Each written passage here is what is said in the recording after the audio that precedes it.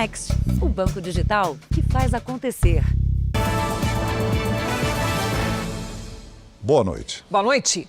A Justiça de São Paulo manteve a prisão de Paulo Cupertino, acusado de matar o ator Rafael Miguel e os pais dele em 2019. Ele já foi transferido para uma penitenciária e vai passar 20 dias isolado dos outros presos. A imagem registra alguns dos últimos momentos de Paulo Cupertino em liberdade. Às 13h34 da tarde dessa segunda, ele chega ao quarto 23 do hotel na Zona Sul de São Paulo, onde estava hospedado. Usava chapéu, bengala e 2 máscaras, uma preta e uma branca. Trazia uma sacola com compras e uma xícara de café. 16 minutos depois, ele foi preso por 4 investigadores. O suspeito mais procurado de São Paulo ficou pelo menos 15 dias no hotel. O local fica a pouco mais de 4 quilômetros de onde ele, segundo o Ministério Público, assassinou o ator Rafael Miguel e os pais dele. Após uma denúncia de uma informante, os policiais fizeram campana até que prenderam Cupertino. Os investigadores levaram toda a bagagem dele para a delegacia, onde havia praticamente só roupas e acessórios usados para o disfarce. Na mala havia lentes coloridas de contato, tinta para cabelo e 3 chapéus. Cupertino também se passava por pintor. A calça de uma grife importada estava com marcas de tinta, assim como este tênis. Ele usava também esta carteira de motorista com nome falso. A polícia, em cima do que foi encontrado, vai averiguar em quais condições que esse documento se encontra em sua posse. Suspeita é de documento falso, que ele tenha montado em cima de algum outro nome. Paulo Cupertino estava bem diferente de quando praticou o crime. Na foto do documento falso, ele aparece apenas de bigode e com olhos claros, tudo para despistar qualquer tentativa de identificação. No braço direito, ele tem uma tatuagem grande de um peixe, no mesmo local onde já tinha feito outros 2 desenhos.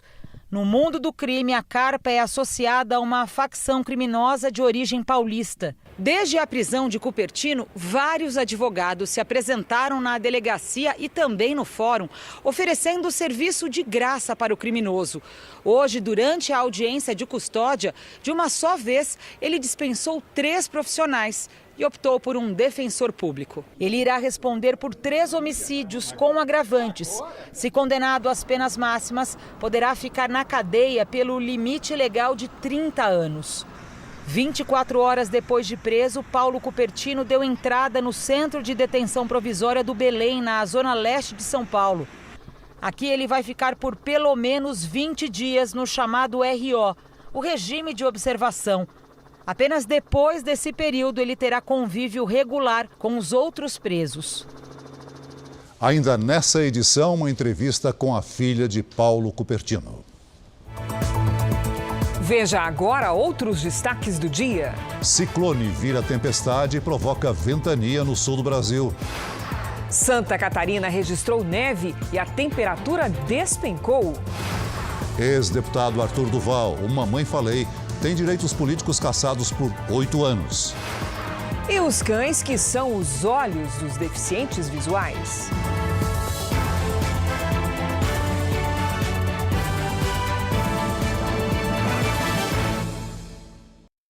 Oferecimento Bradesco Prime. Conecta você aos seus investimentos.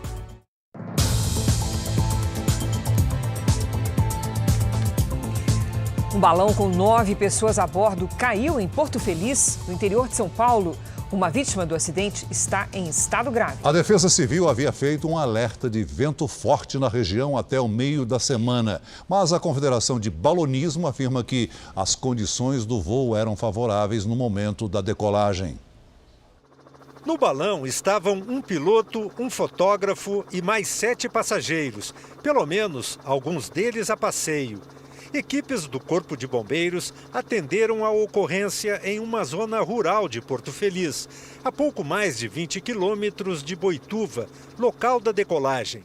Segundo a Confederação de Balonismo, o piloto decolou em condições favoráveis, mas no trajeto foi surpreendido por uma mudança brusca de vento, que o obrigou a fazer um pouso forçado. Assim que pousou, as 3 pessoas desceram, o balão ficou mais leve e ele levantou o voo novamente, né? E aí, com esse movimento, ele acabou provavelmente atropelando essas 3 pessoas que desceram do balão. 2 vítimas que foram levadas para um hospital em Porto Feliz já tiveram alta. Para este hospital de Boituva vieram 7 feridos. 5 foram liberados. Uma senhora continua em observação. A filha dela, em estado mais grave, foi levada de ambulância para um hospital em São Paulo. Para este especialista, o piloto reagiu bem à situação. Pelo que me consta, foi até bem prudente da parte dele. Ele foi num canavial. Eu desconheço qualquer imprudência do piloto. Mas a polícia vai investigar as circunstâncias do acidente. A empresa responsável não vai se pronunciar nem divulgar nota, mas ela deverá justificar até amanhã por que o passeio foi realizado, mesmo com um alerta da Defesa Civil sobre fortes ventanias. O equipamento foi apreendido e vai passar por perícia.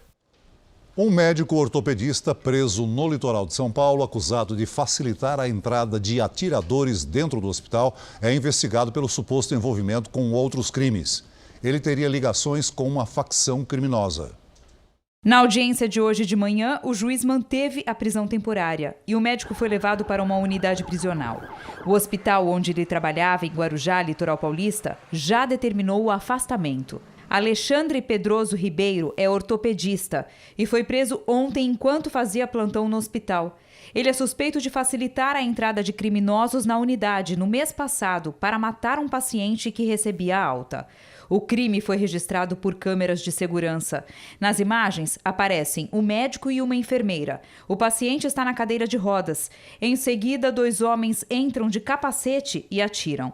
A vítima, de 37 anos, estava internada porque tinha levado um tiro. Segundo a polícia, todo o procedimento para a alta hospitalar foi irregular. A motivação do assassinato ainda é investigada. Antes mesmo da morte desse paciente, o médico já era investigado por suposto envolvimento com uma facção criminosa. Em outubro do ano passado, policiais dessa delegacia em Guarujá apreenderam uma grande quantidade de droga na casa dele. A casa fica em um condomínio fechado de Guarujá. Voltamos a falar do caso Cupertino. Isabela, a namorada de Rafael na época do crime, disse que há muito tempo não se considera mais filha de Paulo Cupertino. Ela afirmou que não gostaria de se reencontrar com o pai, mas que quer ajudar a fazer justiça. Assim que Paulo Cupertino foi preso, Isabela quis olhar, ainda que pela TV, para os olhos do homem com quem sempre manteve uma relação conturbada e que nunca considerou como pai. Não foi uma escolha, foi muito involuntário. É horrível, horrível. Não dá para explicar. E ele fala, minha filha tá me acusando? Que filha? Que filha? Não tem filha, cara. Não tem. Então é muita revolta, é muita dor, é muita mágoa. E é só isso que eu sinto. Na entrevista concedida à Record TV, no escritório dos advogados, ela contou que já sentiu muita culpa e que tenta reconstruir a própria identidade. E minha maior luta nos últimos 3 anos foi continuar vivendo, porque eu não me permiti. Eu não achei justo, não achei correto comigo eu ter que viver de maneira diferente por algo que eu não fiz. Desde o assassinato do namorado, o ator Rafael Miguel, e dos pais dele, Isabela leva uma vida discreta. Entre as mensagens que compartilha nas redes sociais, uma delas faz referência à prisão de um dos homens mais procurados do país. Ela também comentou as declarações de Paulo Cupertino na chegada ao Departamento de Homicídios. Ele nunca aceitou o relacionamento da filha com o ator e disse que ela agora é mais feliz. Eu fui obrigada a aprender a conviver com a dor mais destruidora que eu poderia passar na minha vida, porque eu não tive amparo de ninguém. Isabela disse que não gostaria de ficar mais uma vez diante do pai, mas ela reforçou que está à disposição da justiça para os próximos passos do processo. Paulo Cupertino deve ir a júri popular. espero que ele pague pelo que ele fez. Espero que a justiça cumpra com o que ela prometeu. E que de alguma forma, em algum momento da vida, eu consiga ter paz. Só isso. Paz para minha família. Só isso. Só quero paz. Na delegacia, Paulo Cupertino telefonou para a irmã para contar que depois de tanto tempo foragido, havia sido encontrado pela polícia. E não tem mais o que extrair, não tem mais o que tirar. Tudo que podia ser tirado já foi tirado. Agora é momento de reconstrução.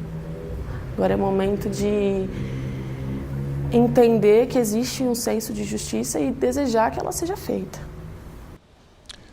No Rio Grande do Sul, o frio chegou com tudo nessa terça-feira. Na cidade de São José dos Ausentes, no interior do estado, turistas lotaram os hotéis na expectativa de ver a neve. Até para quem está acostumado com o frio, foi difícil sair na rua hoje. Isso aqui a gente não acostuma nunca, mas faz parte da nossa região, né? É muito frio, frio demais. Diz que vai começar, né? Para começar o frio grande, né?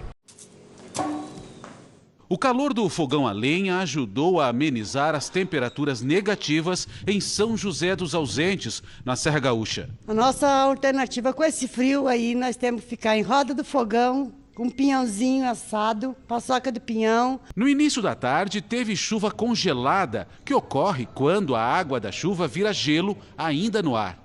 A expectativa de registrar o frio e a neve lotou hotéis na região. É um inverno que vem um pouco antes e acaba antecipando um pouco essa nossa alta temporada. Com tanto frio, o chimarrão, bebida inseparável dos gaúchos, nunca foi tão bem-vindo. Aquece a mão, aquece corpo, alma, tudo, né? Então nós vamos agora direto para São José dos Ausentes, que por lá já começou a nevar. Vamos conversar com o Jairo Bastos. É isso mesmo, Jairo? Boa noite. É isso mesmo, sim, Cris. Boa noite para você, Celso. Boa noite a todos. Nevou bastante há poucos instantes aqui no município. Agora a neve deu uma trégua e ela veio depois dessa chuva congelada do início da tarde e se transformou em neve. E ela veio acompanhada por um vento bastante forte provocado pelo ciclone que está agora no Rio Grande do Sul. O fenômeno pode voltar a acontecer durante essa noite, essa é a previsão, mas amanhã isso já não deve acontecer mais.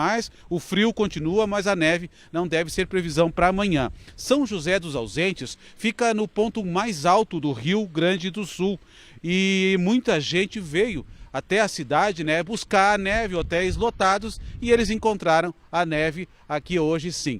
Nesse momento faz 1 grau abaixo de zero, mas com esse vento gelado.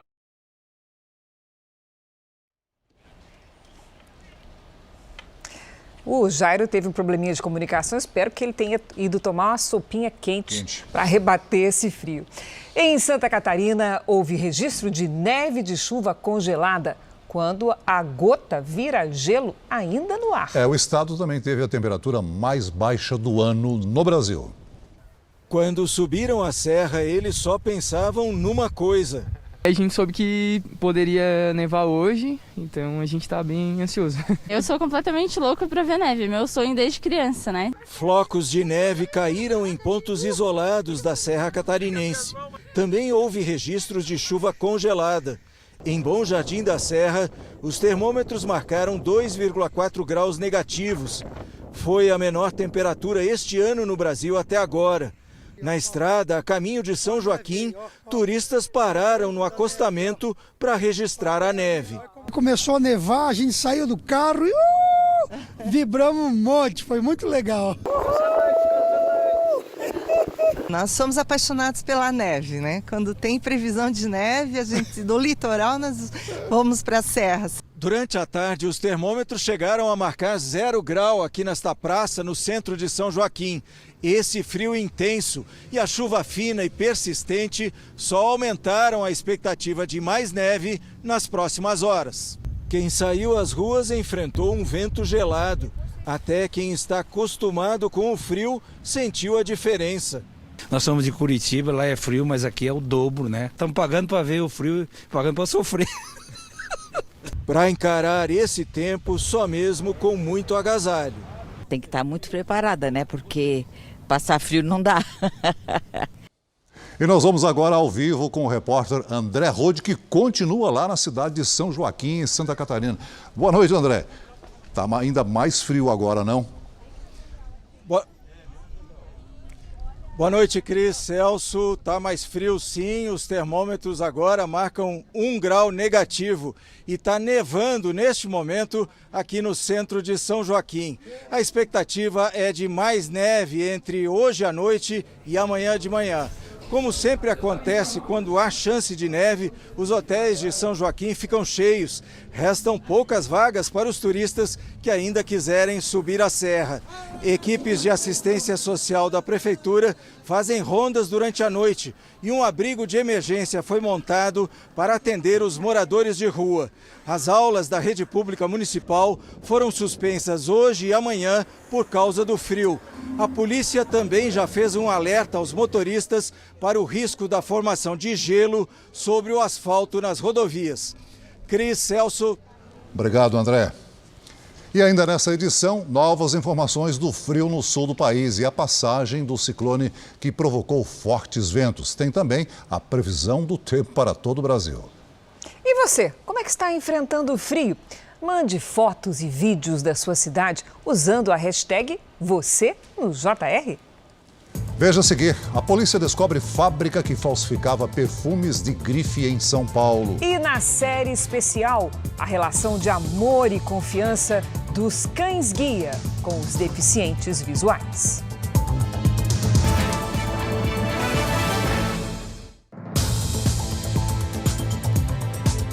O presidente Bolsonaro visitou o estado de Sergipe nesta terça-feira e comentou a alta da inflação.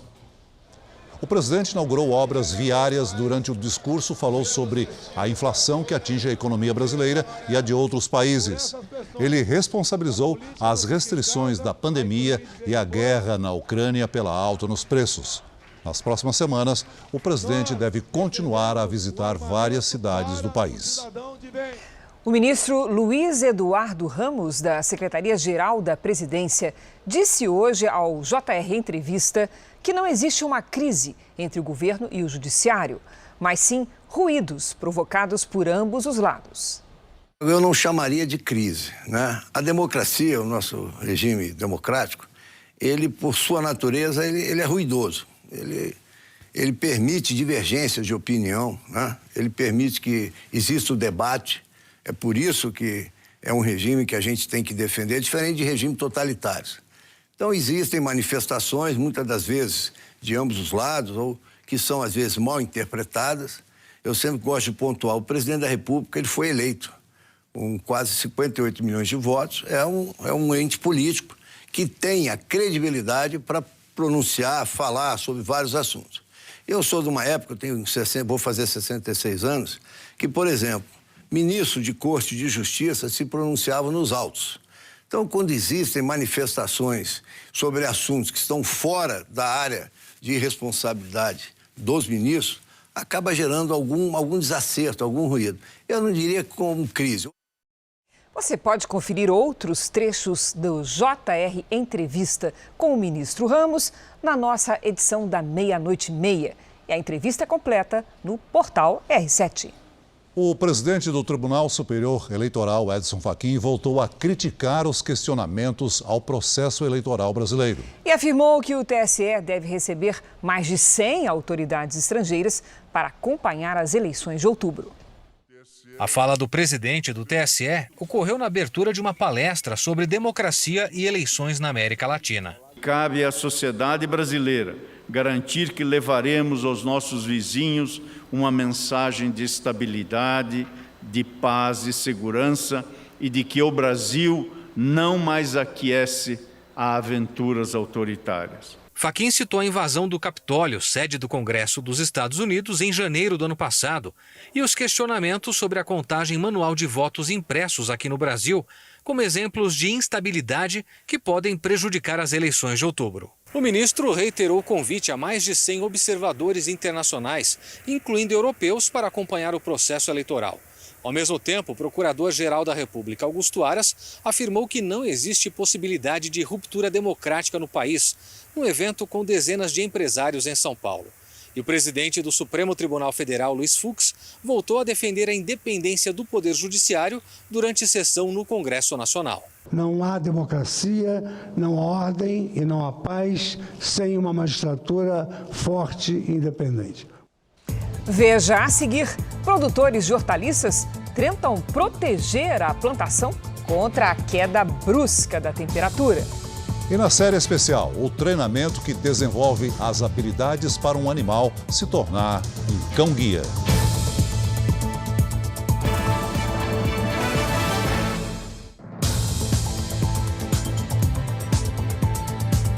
O avião que caiu na China em março com 132 passageiros pode ter sido derrubado intencionalmente. Investigadores americanos disseram ao Wall Street Journal que a queda foi determinada por alguém que estava na cabine dos pilotos. Um relatório preliminar no mês passado revelou que a tripulação perdeu contato com a torre assim que o avião começou a cair. A investigação não apontou problemas mecânicos. O Boeing fazia uma rota no interior do país quando despencou na vertical. Não houve sobreviventes. Aqui no Brasil, uma juíza foi encontrada morta dentro do próprio carro em Belém, no Pará. O marido dela, que também é um juiz, está sendo investigado. O juiz da primeira vara da infância do Pará, João Augusto Figueiredo de Oliveira, chegou à delegacia de homicídios no início da manhã. O que chamou a atenção dos policiais foi que dentro do carro estava o corpo da esposa, Mônica Maria Andrade, que também é juíza de direito. No boletim de ocorrência, o juiz João Augusto informou à polícia que na noite de ontem teve uma pequena discussão com a esposa. Ela teria arrumado as malas e avisado que iria viajar. Hoje de manhã, quando o juiz foi pegar o carro para ir ao trabalho, teria encontrado a esposa morta. Segundo o depoimento, ela teria cometido suicídio com a arma do juiz, que fica no carro. O juiz João Augusto passou toda a manhã conversando com investigadores e delegados. O depoimento dele durou mais de 4 horas. Para os agentes, o juiz se negou a fazer alguns exames, que são protocolo em uma investigação. Um deles revelaria se ele tem ou não pólvora na mão. O carro e a arma foram apreendidos e serão periciados. O advogado do juiz deixou a delegacia sem falar com a imprensa. Para este perito criminal, toda a cena do crime foi alterada, uma vez que o juiz retirou o corpo da esposa de onde ela foi encontrada morta. Do momento que o juiz manipulou todo o local, levando o corpo e o carro para a polícia, tem que ser morte suspeita. Com a queda brusca da temperatura, produtores de hortaliças do sul e do sudeste buscam alternativas para manter as plantações saudáveis e diminuir os danos neste inverno fora de época. Agora, olha a criatividade, Celso. Vale até colocar uma espécie de agasalho nas hortas para amenizar o impacto do frio e proteger as plantas das geadas. O vento gelado sobre a plantação já avisa que a temperatura vai baixar ainda mais. A previsão, que inclui geadas, deixou o produtor luisiano em alerta. Na área de 12 mil metros quadrados em Mogi das Cruzes, na Grande São Paulo, ele produz hortaliças, principalmente alface. No ano passado, uma geada inesperada destruiu praticamente todas as alfaces em ponto de colheita aqui na produção do seu Luiz. Esse ano, como ele já sabe que a temperatura vai cair e muito, ele tomou 2 providências. A primeira é cobrir as alfaces que estão em ponto de colheita com TNT, essa espécie de pano aqui.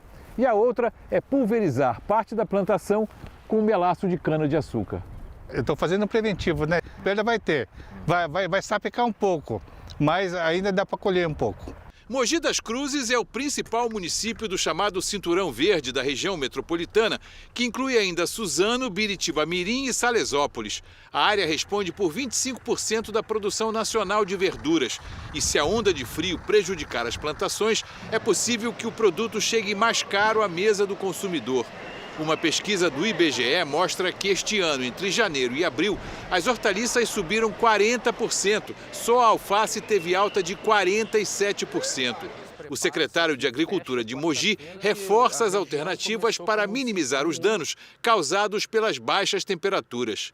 A aplicação de aminoácidos com pelo menos um dia de antecedência, né, trabalhando essa parte nutricional das nossas hortaliças, colocar fogo em pó de madeira, essa prática também auxilia no controle ali do ambiente, da temperatura. A gente também recomenda a aplicação da água durante o tempo da possível ocorrência da geada. O ideal era cobrir tudo, mas só que eu não tenho todo o material para cobrir, então só estou cobrindo o que está no ponto de colheita.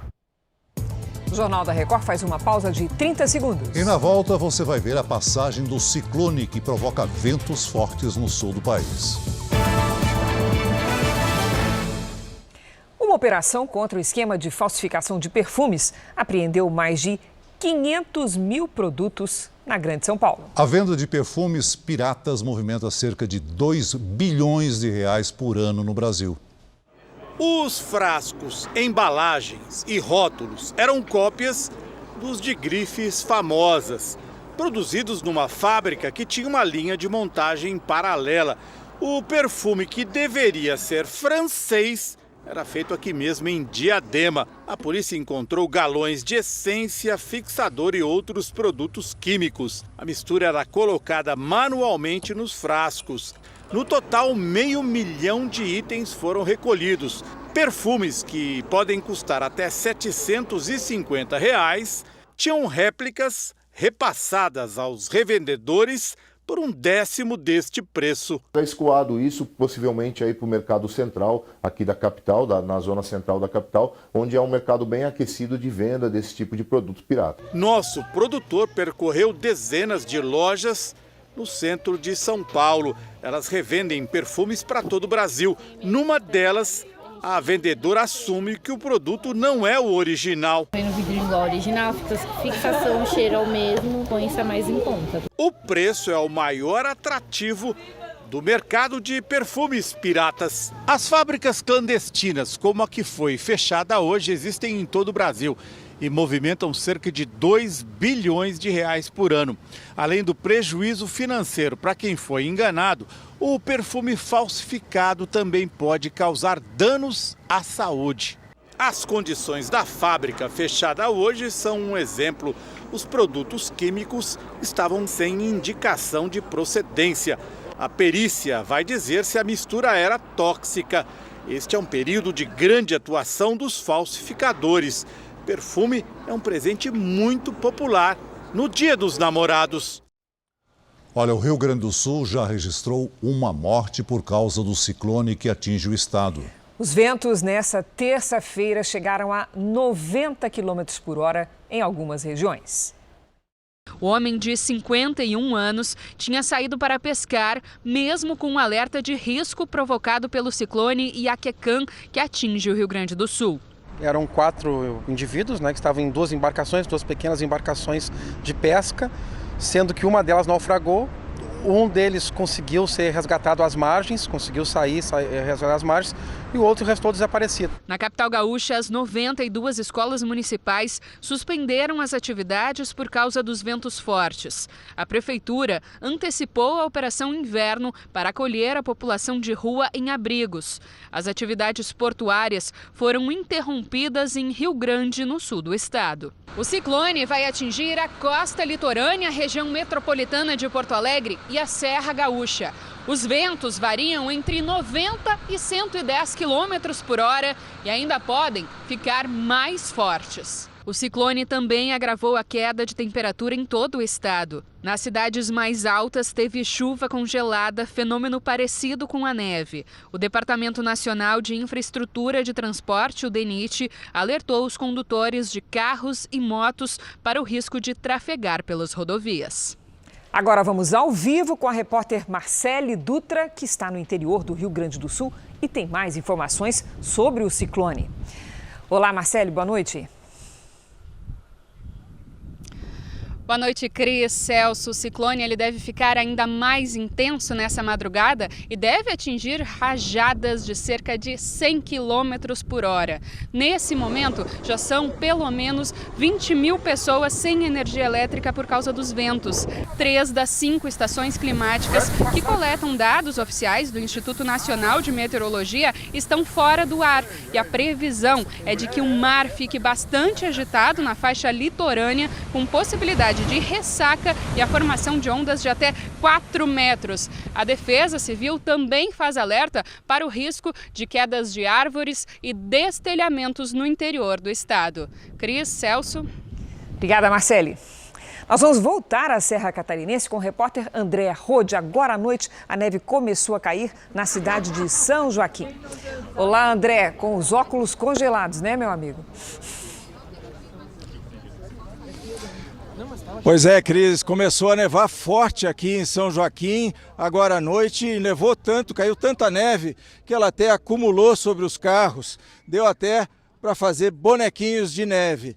Nós estamos na praça, no centro de São Joaquim, tem muita gente por aqui fazendo a festa com a neve que começou a cair forte agora. Esta é a primeira neve do ano aqui na Serra Catarinense. Tem muitos turistas na cidade, todo mundo comemorando, fazendo um registro desse momento, fazendo fotos, vídeos, mandando para a família.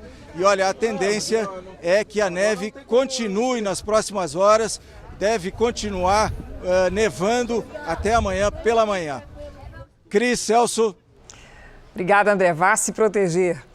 Como nós já vimos, o frio congelante chegou ao sul do país. Muitos turistas puderam ver neve e chuva congelada nas serras gaúcha e catarinense. Quem explica pra gente a diferença entre esses fenômenos é a Mariana Bispo.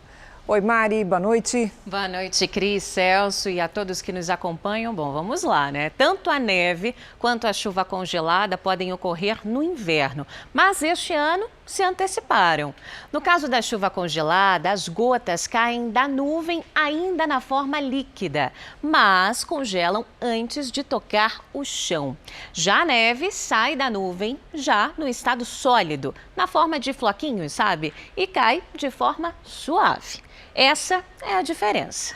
E amanhã tem mais neve e chuva congelada nas serras do sul. A mínima pode chegar a 2 graus negativos. No sul de Minas Gerais e no Mato Grosso do Sul, pode gear. Por causa dos ventos fortes no oceano, continua então o alerta de ventania nos 3 estados do sul e ainda em São Paulo e também no Rio de Janeiro. Atenção nessas áreas porque as rajadas de ventos podem passar dos 110 km por hora, com chance de granizo e ressaca no mar já nas próximas horas. Na metade norte do Brasil, pancadas de chuva a qualquer hora do dia. Nas áreas claras aqui do nosso mapa, tempo firme e frio também. Em Porto Alegre, máxima de 16 graus, no Rio de Janeiro, 22, em Campo Grande, 16 graus, em Maceió, 28, em Rio Branco, faz 25. Aqui em São Paulo, a gente deve ter a madrugada mais fria do ano até o momento. A quarta-feira vai amanhecer aí com 6 graus, máxima de 15 graus. Amanhã, na quinta, 8 e 17 graus. Tempo Delivery. Nós começamos com um pedido do Eduardo, da cidade de Sumidouro, Perfeito, Rio de Janeiro. Perfeito, Eduardo. Obrigada pela participação. Amanhã na sua cidade, nada de chuva, mas vai estar frio. Mínima de 12 graus e máxima de 21 graus. Até sexta-feira, o tempo vai permanecer assim. Agora é a vez do Elian, de Marabá, lá no Pará. Perfeito, vamos subir então no mapa, né? Obrigada pela participação também, Elian. A região norte escapa da influência dessa onda de frio. Então, em Marabá, os próximos dias serão de calor com pancadas de chuva. Máximas entre 30 e 34 graus. Bom, o calor que não está fazendo aqui pra gente vai fazer para você. Participe também do nosso Tempo Delivery pelas redes sociais. Mande sua mensagem com a hashtag #VocêNoJR que a gente responde. Boa noite para vocês. Obrigada, Mari. Até amanhã, Mari. O prefeito de Pedro Juan Caballero sofreu um atentado a tiros. A cidade fica na fronteira do Brasil com o Paraguai, próxima a Ponta Porã, Mato Grosso do Sul. Esse vídeo mostra o prefeito José Carlos Acevedo, de 53 anos, sendo socorrido. Segundo testemunhas, 2 homens encapuzados se aproximaram e atiraram pelo menos 10 vezes contra o prefeito. Os suspeitos fugiram. José Carlos Acevedo passa nesse momento por uma cirurgia e o estado de saúde dele é grave. Pouco antes do atentado, ele postou esta foto num evento de saúde da prefeitura. A polícia investiga o caso. Em Mato Grosso, um acidente entre um ônibus e uma carreta deixou 11 mortos. O acidente foi na BR-163, entre as cidades de Sorriso e Sinop. O ônibus levava 45 passageiros. Segundo a polícia, o veículo invadiu a pista contrária e bateu de frente com a carreta. Ambulâncias e helicópteros foram usados no resgate aos feridos. Agora à noite foi aprovada a cassação do ex-deputado estadual Arthur Duval na Assembleia Legislativa de São Paulo. A repórter Giovana Rizardo traz os detalhes para a gente. Boa noite, Giovana. Oi, Celso, boa noite para você, para a Cris e a todos. A cassação de mandato foi aprovada nesta terça-feira em sessão extraordinária por 73 votos a 0. Com isso, Arthur Duval perde os direitos políticos por 8 anos. Ele já tinha renunciado do cargo de deputado estadual durante a abertura do processo de cassação aqui na Alesp. Mas os deputados entenderam que era preciso, que a decisão deveria ser tomada da perda de mandato do ex-deputado pela Assembleia Legislativa. A cassação de Arthur Duval foi motivada por áudios sexistas sobre mulheres ucranianas em áudios vazados. Cris e Celso. Obrigado, Giovana. O Jornal da Record faz uma pausa de 30 segundos. E na volta, novas imagens mostram a ação que terminou com a morte de um perito policial. Um novo vídeo gravado por uma testemunha flagrou a emboscada contra um perito morto no Rio de Janeiro. 3 militares da Marinha e o dono de um ferro velho confessaram o crime e estão presos. No vídeo, o policial civil Renato Couto, de 41 anos, aparece sendo agredido e imobilizado por pelo menos 3 homens. Depois é colocado na van que pertence à Marinha. O grupo também entra no carro e sai. O dono do ferro velho e os 3 militares da Marinha que confessaram o crime prestaram depoimento e deram detalhes. O 3º sargento Manuel Vitor Silva Soares, que dirigia a van, levou a polícia até o local onde Renato foi jogado ainda vivo de uma ponte na Baixada Fluminense. Naquele momento ali, para ser sincero, eu pensei 2 vezes em me jogar na água. Nessas outras imagens, o dono do ferro velho e pai de um dos militares aparece recolhendo cápsulas do chão. O corpo do policial foi enterrado no início da tarde de hoje. Parentes e amigos acompanharam a cerimônia. De acordo com as investigações, a discussão teria começado quando o policial foi ao ferro velho procurar materiais que teriam sido furtados de uma obra dele. De dezembro para cá, Renato chegou a fazer 6 boletins de ocorrência denunciando os furtos. As peças que eram levadas por usuários de drogas seriam vendidas no depósito. Hoje, o ferro velho foi demolido por não ter licença para funcionar. Pelo menos 2 armários e 3 fardas da Marinha foram encontrados no local. Os 3 militares também vão ser investigados por crime militar. Eles não estavam pegando um bandido, eles estavam pegando um homem honesto, trabalhador, pai de família, que tinha uma família que ama ele, que vai amar ele para sempre. Vamos a um destaque do noticiário internacional. O parlamento da Finlândia aprovou a proposta para que o país entre para a OTAN, a aliança militar composta pelos Estados Unidos e outros 29 países. Dos 200 parlamentares da Finlândia, apenas 8 votaram contra. Também hoje, a Suécia assinou o pedido de adesão à aliança militar. Os países devem entregar os pedidos de forma conjunta amanhã. Mas a Turquia, que faz parte da OTAN, anunciou que vai vetar a entrada das duas nações. Pelas regras da OTAN, qualquer adesão deve ter apoio de todos os integrantes. O presidente russo, Vladimir Putin, afirmou que haverá retaliação caso a OTAN coloque infraestrutura militar na Finlândia e na Suécia, perto do território russo. A possível entrada da Ucrânia na OTAN foi apontada por Moscou como um dos motivos para o início da guerra. Na frente de batalha, 265 soldados ucranianos deixaram a siderúrgica de Mariupol. 51 estavam feridos. Com isso, a Rússia tomou o controle total da cidade portuária no sul da Ucrânia. Os militares ucranianos foram levados para uma área no leste do país, que também está sob domínio russo. Kiev e Moscou devem negociar a troca dos prisioneiros. A Eletrobras anunciou um lucro de 2 bilhões e 700 milhões de reais no primeiro trimestre de 2022, o maior dos últimos 16 anos. A notícia chega na semana em que uma decisão do Tribunal de Contas da União pode destravar a privatização da empresa. O lucro de 2 bilhões e 700 milhões de reais nos 3 primeiros meses do ano é 69% maior que o do mesmo período de 2021.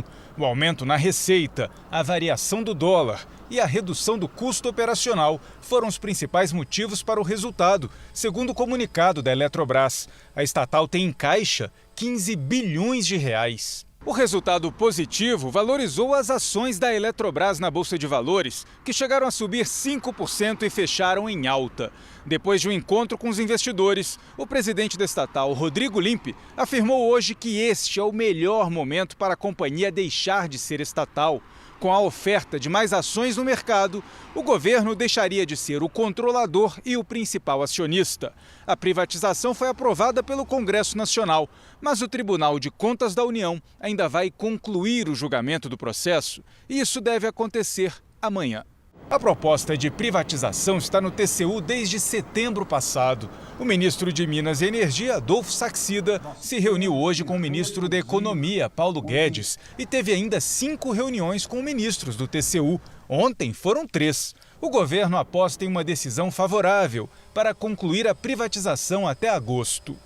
Líderes partidários do PSDB se reuniram hoje para definir se o ex-governador de São Paulo, João Dória, será candidato à presidência. Nós vamos a Brasília, onde foi um encontro com a Renata Varandas. O que ficou decidido na reunião, Renata? Boa noite.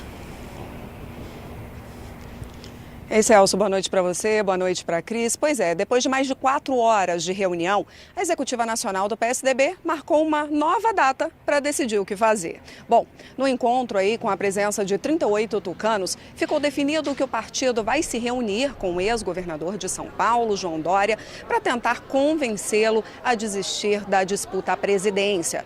Esse encontro ainda não tem data marcada, mas deve ser amanhã. Com isso, fica adiado um anúncio de um nome consensual entre PSDB, MDB e Cidadania para as eleições. O presidente do PSDB disse que está mantida para amanhã a divulgação do resultado da pesquisa encomendada por esses partidos, para saber quem mais agrada ao eleitor, se Dória ou Simone Tebet. O ex-governador de São Paulo diz que não vai desistir da candidatura e ameaça ir à justiça.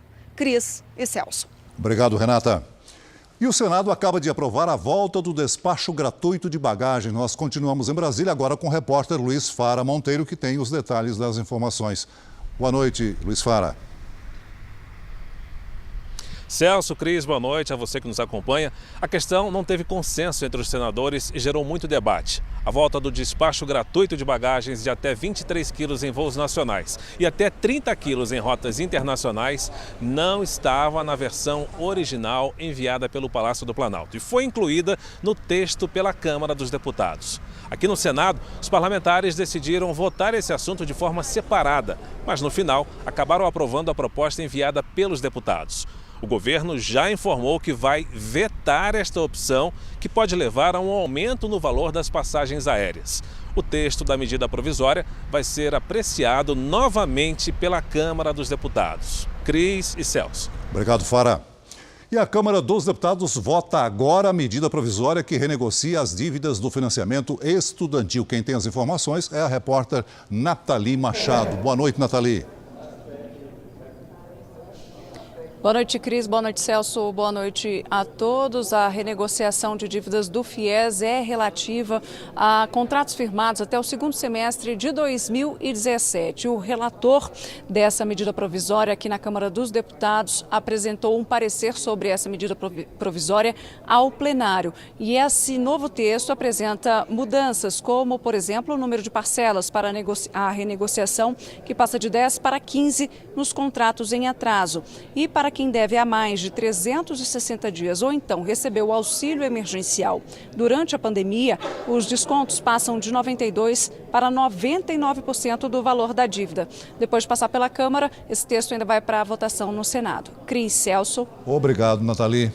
O Jornal da Record faz uma pausa de 30 segundos. E na sequência você vai ver o treinamento dos cães-guia. O Brasil tem 700 pessoas com deficiência visual na fila por um cão-guia. Hoje, na série especial, a relação única e amorosa entre cães extraordinários e duas mulheres que não enxergam.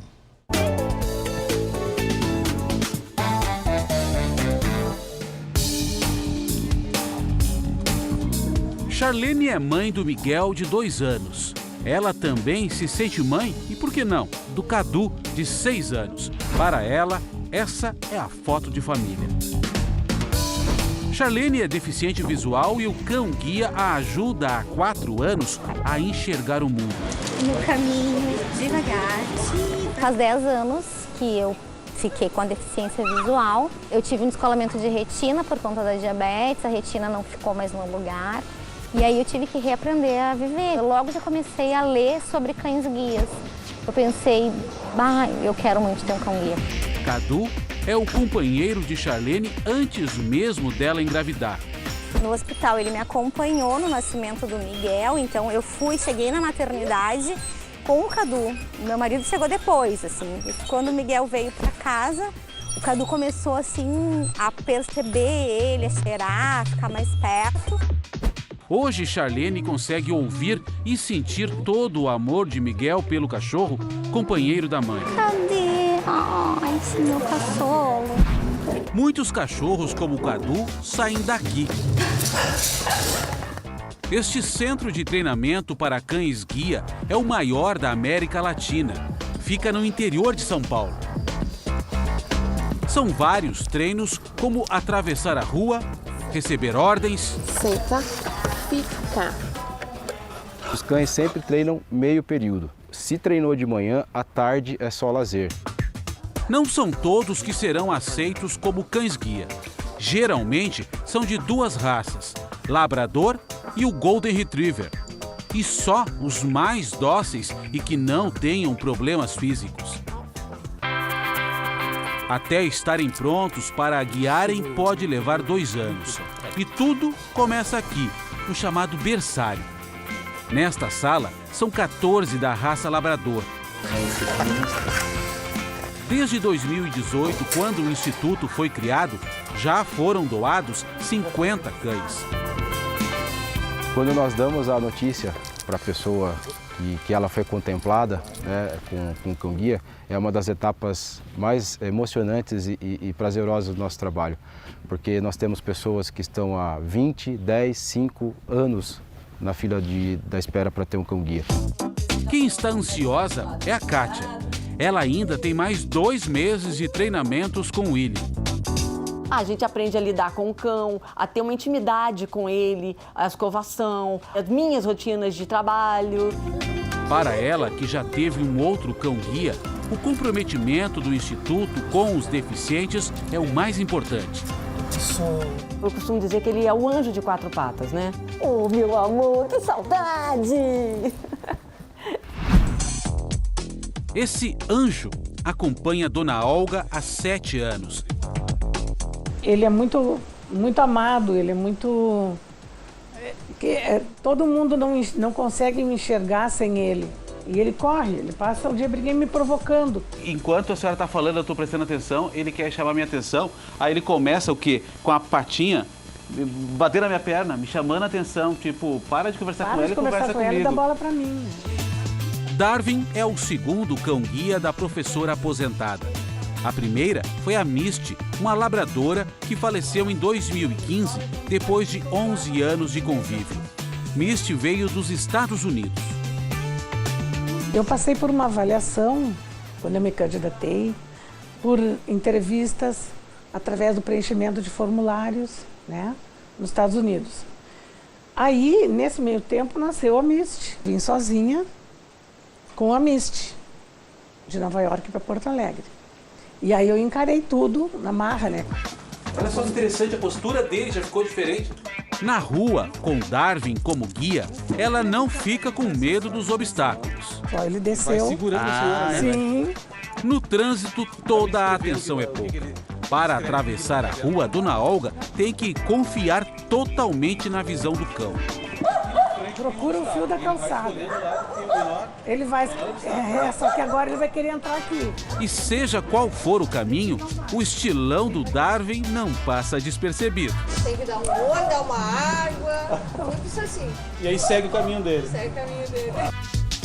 Por lei, a entrada do deficiente com um cão-guia é permitida em todos os locais. No supermercado do bairro, ele é sempre bem-vindo. A gente fica até emocionado. Ele é muito inteligente, né?